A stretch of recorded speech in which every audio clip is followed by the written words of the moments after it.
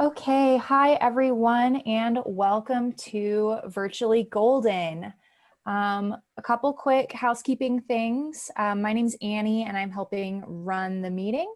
So if you have any questions for me, please just put them in the chat box.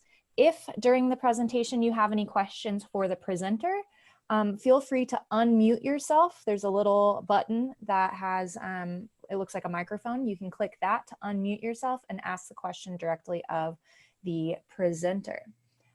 With that, I'm going to welcome Kathy Smith to do our introduction. She is spearheading the Virtually Golden Lunch and Learn series and has done a wonderful job so far. Thank you. Okay, Kathy, you're up. Thank you so much, Annie.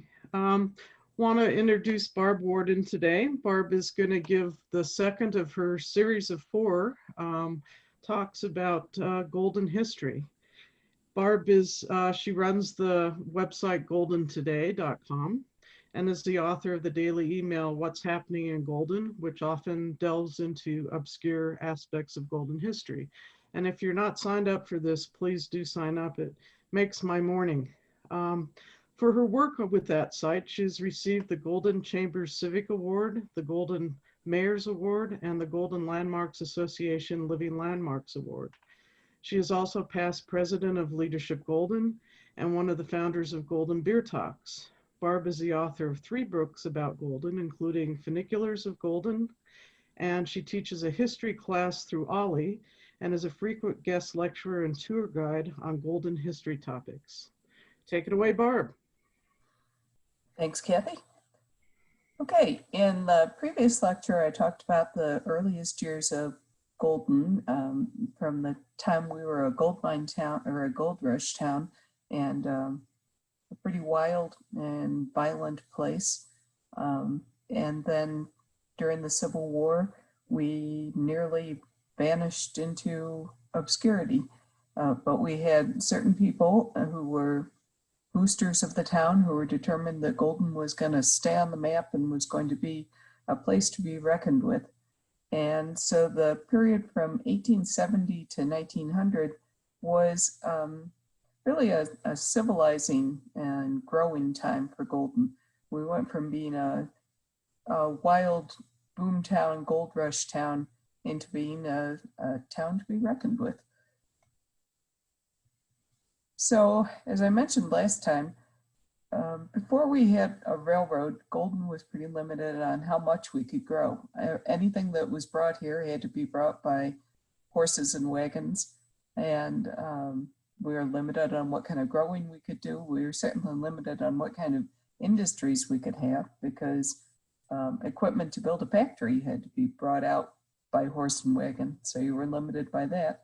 And your market for who you could sell things to was very limited by how far it's feasible to send your goods out by wagons. So in 1869, we had declining population. We had been at about 1,000 during the gold rush, and we were down to about 600. And we had increasing competition. Denver had already become the capital of the territory, and they were determined to be the manufacturing center, the commercial center, the everything center. And so Golden was in danger of disappearing into obscurity. But then in 1870, we got a railroad. We got the Colorado Central Railroad. We had hoped originally to get the Transcontinental Railroad to go through Golden, and that didn't happen because if you look west of us, the mountains are pretty steep. And so the Union Pacific that was building the Transcontinental Railroad came out and looked at the mountains west of us and said, well, that was a good joke. We're going to build up through South Pass in Wyoming because it was much flatter. So second to that, we had hoped to get a line down from Cheyenne, Wyoming, and get another line to go straight into Golden so that we would be the railroad capital, at least, of Golden. But Denver beat us to that too. Denver got the first railroad coming down from Cheyenne where the Transcontinental was going through. So as a third choice, we got a railroad that went out from Denver into Golden. And that was still a good position to be in because the railroad then went on into the Clear Creek Valley, and it was a narrow gauge railroad, and it went out to the mines. And so it was the access to the gold mining sections of the state. So that put Golden in a much better position. And I had mentioned in the last lecture that George West had come back from the Civil War and had started the Colorado Transcript, and he was a super booster of all things Golden. And so in his Colorado Transcript, he was so happy when the railroad opened in September of 1870 that he devoted this much, all the white stuff of an entire page in very tiny print, to his effusions about the event when they opened the railroad. He talked about every one of the dignitaries and some of the more obscure people who were there. And he talked about the elegance of the ladies and the great repast they put on, and just every detail you could possibly imagine about our great opening ceremony for our railroad. And then reluctantly on the next page, he went on to other topics, and he talked about, you know, other kinds of business things going on around the state. And then suddenly he burst into another section in the middle of all these other pieces of news. He said, "We have no apology for the amount of space occupied this week by railroad matters. We feel good. In fact, we feel like a shooting star. Our railroad is finished and we are hunky-dory." And then he went back into talking about other news. So the good thing that the railroad coming into Golden did for us was enabled us to build up a lot of industry. We had coal mines and a couple of flour grinding mills. This one happens to be the Golden Mill that was on Ford Street, and I guess you could say still is on Ford Street. It's being turned into a food court. We had smelters. We had several smelters. And smelters are actually highly polluting industries, and nowadays we would not welcome them. But at that time we were very pro-heavy industry, and we just thought that's what a town should have. Smelters produce, well, acid rain. The smoke that's coming out of that chimney is hydrogen sulfide, I think, and it combines with other things, turns into acid rain. So the foliage all around the smelter dies, and it's horribly polluting to the water, and it's horribly polluting to the air, but we were very happy to have it at the time, 19th century point of view. We had a couple of brick-making companies. This is one of them that was on 8th Street. And if you can see my cursor, the railroad is this white line here, and you can see how all of the industries clustered around the railroad. That was 8th Street. And let's see. So the Colorado Central, there was a feedlot, there was a lumber company, a warehouse for a flouring mill. There was a flouring mill over on 9th Street. There was a paper mill on 9th Street, fire brick company, another fire brick company, another coal mine over here, the waterworks. There was a bone fertilizer plant where they ground up bones and made fertilizer. And anyway, the point is they were all clustering around 8th Street. That was our industrial past. And of all those industrial buildings that were along 8th Street, this is the one that still remains. This was the warehouse for the rock flour mill. So when you look at that building, you may think it looks unattractive, but it is historically very interesting. And the railroad itself was a big employer for Golden. You can see we had a roundhouse where we would do a lot of maintenance of the various engines. And we also had, let me go to the next slide. Yeah, this is what they called a bird's eye view map of Golden in 1883 or 4. So we're looking down approximately from where Highway 58 is now. And this is the Goosetown neighborhood. Here's Clear Creek over here. And this is a bridge that was where East Street is approximately. That was a railroad bridge. Anyway, here's the railroad roundhouse. And there was also a railroad shop building where they could repair railroad cars and even build them. So the railroad was a big employer. And at that time, you have to think about, you know, we were in the Industrial Revolution, and most of our founders came from eastern cities. And so their picture, their ideal about what a city should look like, a thriving city, was full of manufacturing. This is a picture of Pittsburgh, and they would have loved to make Golden look like that, with a pall of smoke permanently over us and factories lining every inch of the river. And they just thought that's what a city should be. And fortunately for us, this was about as close as we got. We really didn't get that heavily industrialized. And as a result, we weren't that heavily polluted or crowded. Or anyway, Golden had some industry in the 19th century.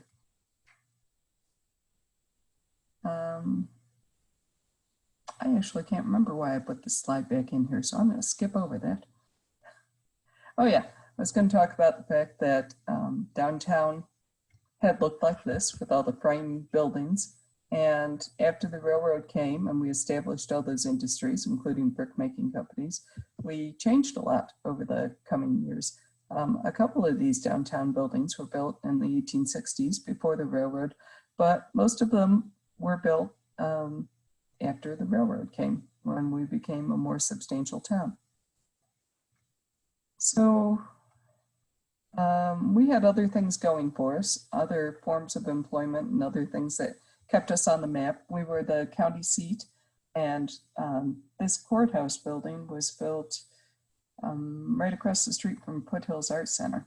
And so that kept a lot of people coming to Golden. If you had county business to transact, you had to come to Golden. Coors came here in 1873, and they started out as a small brewer and quickly became a regional brewer. And now, of course, they're a global brewer, and they've grown and grown and grown over the years, and they have always been a pretty major employer in Golden. The School of Mines also came to Golden in the 1870s, and they've also been a huge employer and a source of culture for the city. In, I believe it was 1876, we built the South School, and that was over on Cheyenne Street, and it's now part of the School of Mines campus. But the thing that we're proud of about that was that it was a graded school. The elementary school kids were downstairs, and upstairs was a high school. And so Golden has a kind of point of pride about having had the first high school in Colorado. And I actually think we kind of dispute with Boulder over that. They built a graded school the same year we did. It was 1876. And here's a picture that just gives you a little more perspective on where it was. It was, as I said, on the School of Mines campus. Pretty shortly, we outgrew that one, and we had to build a second school on the north side of town. So that first school became known as the South School, and this one was known as the North School. And this is, I think that's 5th Street in Washington, and it's right across the street from that gas station that's just off Highway 58 and Washington Avenue. So that was the North School. And we also had a lot of churches built during this time, during the latter half of the 19th century. The Baptist Church was built in the 1860s, and that one was at 12th and Jackson, where Tributary Food Hall is. And the Calvary is still there, and that's at 13th and Arapahoe. The Catholic Church was torn down in the 60s, I believe, possibly 70s, and it's now Coors visitor parking lot. The Methodist Church was turned into the Table Mountain Inn's parking lot, and now the parking lot has been built over into additional rooms. So that was at 14th and Washington. The Christian Church was over at 10th and Jackson, and I believe that's on property that's now, I was going to say the Golden High School. It's now the Colorado Mountaineering Center. Presbyterian Church was at 15th in Washington, and that's now Foothills Art Center. So anyway, all of these churches had a civilizing effect on Golden, turned us into a real town. We also had an opera house, and that was built in the 1870s, and we could have plays and stuff there.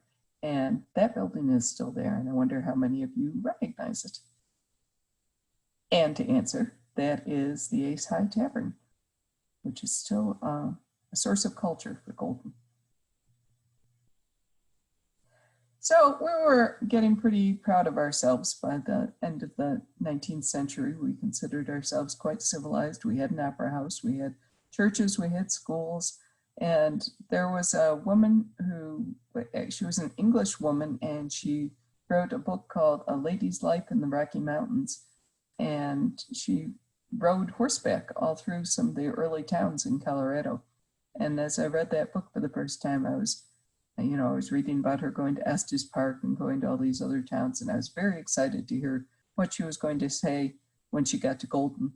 And she was not nearly as complimentary as we Goldenites might have liked. She said, Colorado City by daylight showed its meanness and belied its name.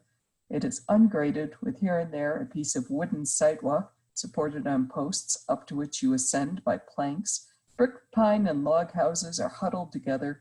Every other house is a saloon, and hardly a woman is to be seen. My landlady apologized for the very exquisite little bedroom, which she gave me by saying it was not quite as she would like it, but she had never had a lady in her house before. Golden City rang with oaths and curses, especially at the depot. So she wasn't as impressed with us as we were with ourselves. Getting close to the end, but I wanted to say that we had a lot of agriculture in our hinterlands, you could call them. So Golden was a market town as well.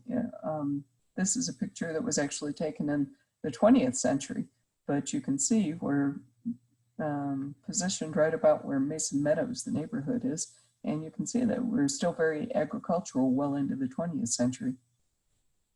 And I just particularly love this picture of the horse-drawn plow right across the creek from Coors Brewery.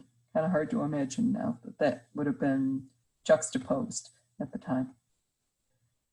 So in 30 years, we went from being a scrubby little town with a cluster of wooden buildings to being quite a substantial town. We had a lot of trees, which is an impressive thing to accomplish in this basically desert area.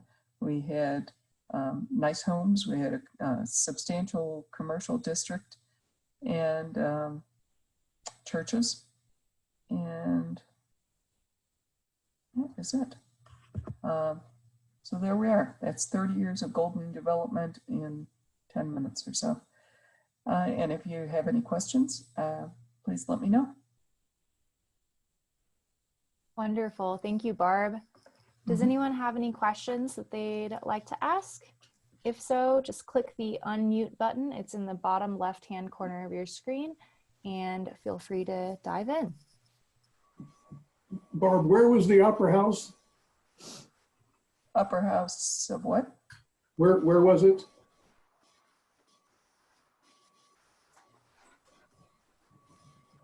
Oh, I am muted. Hold on. Alt A.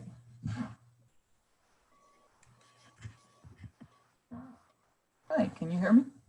We can hear you, Barb. All right, Paul, was that Paul? I didn't understand the question. Where is the upper house? What do you mean? You said where it was located even today, but I didn't hear where it was located. I think he said Opera House. Oh, Opera House. I'm sorry. Yeah. Mm-hmm. Thank you. It's in the 1200 block of Washington Avenue, and it's now the Ace High Tavern.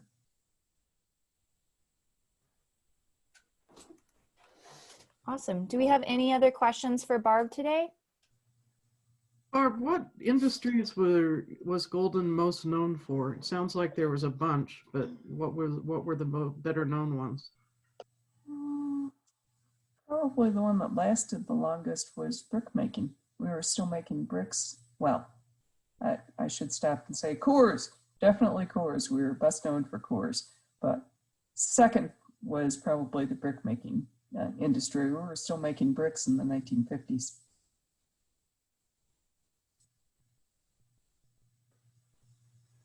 Barb, why did the churches move?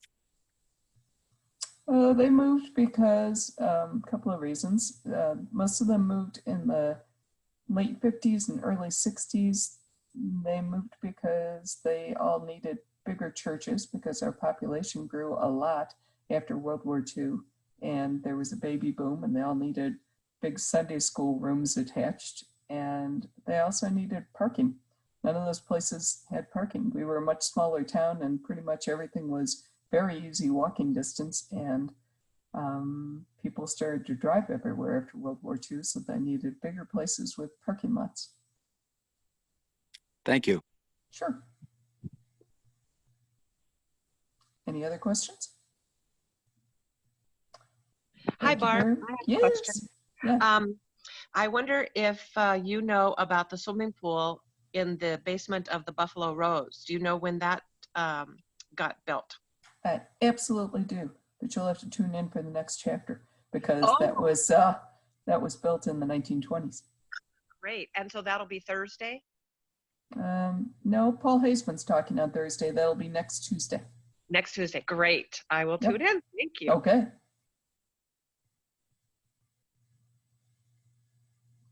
Okay. Okay, if that's all the questions, thank you everybody for joining us this afternoon. Like Barb mentioned, this coming Thursday at noon, we'll have Paul Haseman speaking again about Charles Welch and the Welch Ditch. And then Barb will be back for part 3 of her history discussion next Tuesday. With that, I think we're done for today. Kathy, did you have anything else that you wanted to say? Just hoping folks will tune in Thursday and Tuesday. We're going to go through the end of April for now. So we'll be here Tuesdays and Thursdays at noon. Awesome. Wonderful. Well, thank you everyone for joining us today, and we'll see you again on Thursday. Have a great rest of your, oh, do we have somebody else? Oh, I just wanted to say thank you. Oh, Thank you for doing this. of course. Thanks. All right. And thank you, Barb. What a wonderful Oh, my presentation. pleasure. Thank you. All right. Bye. Goodbye, everyone. Thank you.